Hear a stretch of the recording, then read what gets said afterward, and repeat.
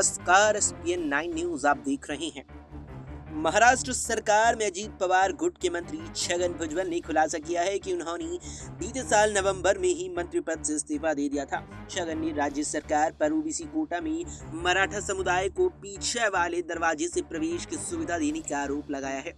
अहमदनगर में शनिवार को एक रैली को संबोधित करते हुए एनसीपी नेता छगन भुजबल ने कहा कि वे मराठों को आरक्षण मिलने के विरोध में नहीं हैं, लेकिन मौजूदा ओबीसी कोटा शेयर करने के खिलाफ हैं। उन्होंने कहा कि विपक्ष के कई नेता, यहाँ तक कि मेरी सरकार के नेता भी कहते हैं कि मुझे इस्तीफा दे देना चाहिए। किसी ने कहा कि भुजबल को मंत्रिमंडल से बर्खास्त किया जाना चाहिए। छगन भुजबल ने आगे कहा कि मैं विपक्ष, सरकार और अपनी पार्टी के नेताओं को बताना चाहता हूं कि 17 नवंबर को अहमदाबाद में आयोजित ओबीसी एल्गर रैली में मैंने 16 नवंबर को ही कैबिनेट से इस्तीफा दे दिया और उसके बाद कार्यक्रम में शामिल होने गया। भुजबल ने आगे कहा कि वो 2 महीने से ज्यादा वक्त से चुप रहे क्योंकि मुख्यमंत्री और उप मुख्यमंत्री ने उन्हें इस बारे में बोलने से मना किया था।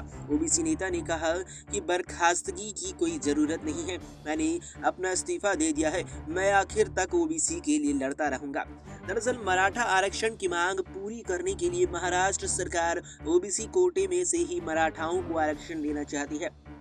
इसको लेकर छगन भुजबल लगातार विरोध कर रही हैं, जिसके बाद सरकार में शामिल नेताओं ने ही उनके इस्तीफे की मांग की थी। इसी को लेकर छगन भुजबल ने ये बयान दिया है।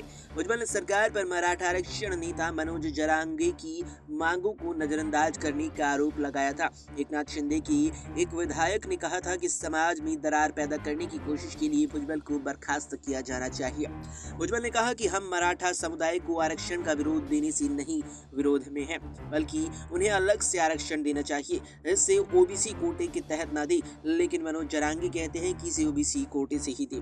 उन्होंने आरोप लगाया कि राज्य पिछड़ा वर्ग आयोग द्वारा एक सर्वेक्षण के माध्यम से मराठा समुदाय के पिछड़ेपन को निषेधित और निर्धारित करने के लिए डेटा एकत्र करने की प्रक्रिया बिल्कुल गलत रही थी।